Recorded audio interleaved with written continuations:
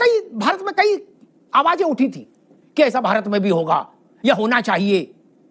उनके लग रहा था कि लार टपकी जा रही है, जो चाहते हैं किसी तरीके से बस वैसा दृश्य आ जाए। अब बांग्लादेश में जो हुआ उस पर भी सलमान खुर्शीद जैसे तमाम लोग हैं इस देश में जिन्होंने ये सुर छेड़ दिया, दुआ मांगना शुरू कर दिया, दोनों हाथ फैला के कि जो वहां हुआ है ढाका में वही यहां हो जाए किसी तरीके से। जिस देश में आप रहते हैं उस देश के प्रति ऐसा भाव रखते हैं। बांग्लादेश में हिंदू संकट में है, और उस जब हिंदू संकट में है तब आपका भाव यह है कि भारत में भी ऐसा हो जाए। उस रिपोर्ट को देखिए और फिर नमस्कार दोस्तों, हमारे इस नए चैनल में आपका स्वागत है। देखिए, अमिताभ अग्निहोत्री ने सलमान खुर्शीद के बयानों को इस डिबेट में जमकर धोया है।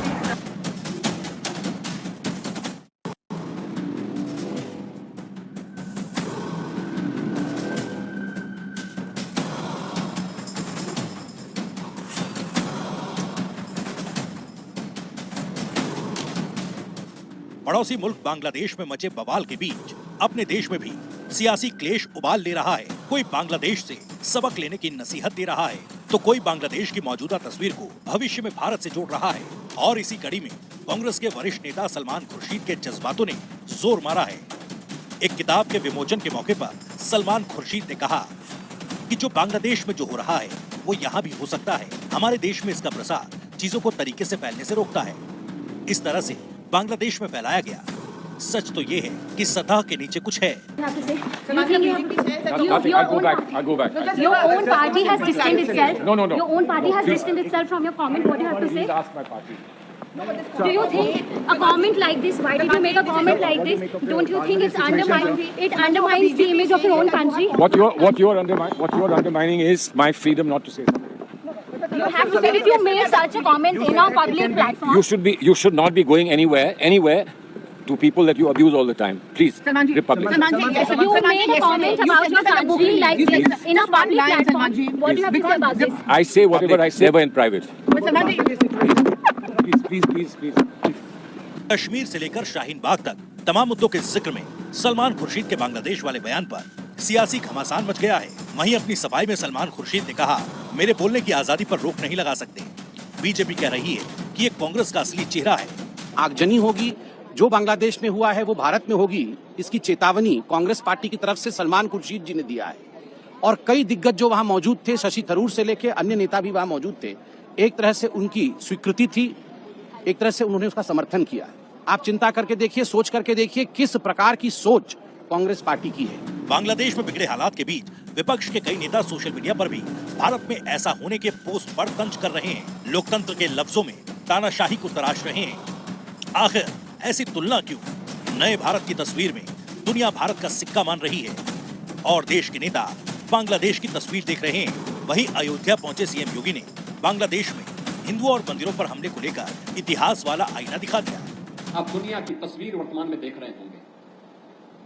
कुछ तो हमें इन चीजों को देखना पड़ेगा, क्या है इन सब का कारण। आज भारत के तमाम पड़ोसी चल रहे हैं, मंदिर तोड़े जा रहे हैं, चुन चुन करके हिंदुओं को निशाना बनाया जा रहा है। और तब भी हम इतिहास की उन परतों को ढूंढने का प्रयास नहीं कर रहे हैं कि इस प्रकार की दुर्भाग्यपूर्ण स्थिति क्यों वहां पर पैदा हुई है, क्यों पैदा हुई है। और इसलिए बहनों भाइयों, हम याद करें, जो समाज इतिहास की गलतियों से सबक नहीं सीखता है उसका उज्जवल भविष्य पर भी ग्रहण लगता है। बहरहाल बवाल, हिंसा और तांडव के तमाशे में बांग्लादेश सुलग रहा है।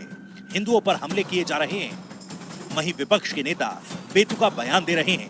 ऐसे बयान और घमासान पर सवाल ये कि आखिर बांग्लादेश से भारत की तुलना क्यों? भारत के बांग्लादेश जैसे होने की ये भविष्यवाणी और भाषा क्यों? आपका चेहरा, आपके शब्द तो बाद में संदेश देते हैं, आपका चेहरा, आपकी देह की भाषा पहले संदेश देती है। आप मौन भी रहे तो भी आपका चेहरा तो बोलता है ना। श्रीलंका में भी जब इस ढंग की अराजकता हुई थी, राष्ट्रपति भवन में भीड़ घुस गई थी और वहां भी ऐसे दृश्य बना था। तो मेहमानों साहब का परिचय कराए, फिर बहस की शुरुआत करते हैं। प्रशांत पटेल जी हैं, भारतीय जनता पार्टी प्रवक्ता, प्रशांत जी का स्वागत है।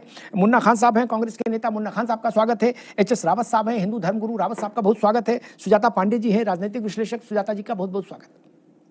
पहले सुजाता जी, फिर रावत साहब, फिर राजनीतिक, दोनों मित्रों के पास। सुजाता जी, बांग्लादेश में जो हो रहा है वो एक पक्ष, और दूसरा पक्ष भारत में वो लोग, वो समूह, वो विचारधारा के लोग जो ऐसा कहीं हो देश में, ईरान से तुरान तक जहां बवाल हो, वो तुरंत दुआ की मुद्रा में बैठ जाते हैं कि ऐसे भारत में हो जाए किसी तरीके से। ये नहीं समझ पा रहे। हम भारत के लिए कष्ट मांग रहे हैं, अराजकता मांग रहे हैं। ये तो बड़ी विचित्र है। आप भारत में रहते हैं, भारत से जीवन है आपका, और आप उसको अभिव्यक्ति की आजादी बता देते। सुजाता जी। अमिताभ जी, सबसे पहले तो ये कहूंगी कि शायद ऐसे ही लोगों को कहते हैं कि जिस थाली में खाते हैं उसी थाली में छेद करते हैं, क्योंकि ऐसे बयान कैसे आ सकते हैं, खासकर उस व्यक्ति से जो कि विदेश मंत्री रह चुका हो, जो महत्वपूर्ण पदों पे रह चुका हो, वो उस कांग्रेस का नेता हो जो शायद बांग्लादेश बनाने में जिसकी एक बड़ी भूमिका रही थी।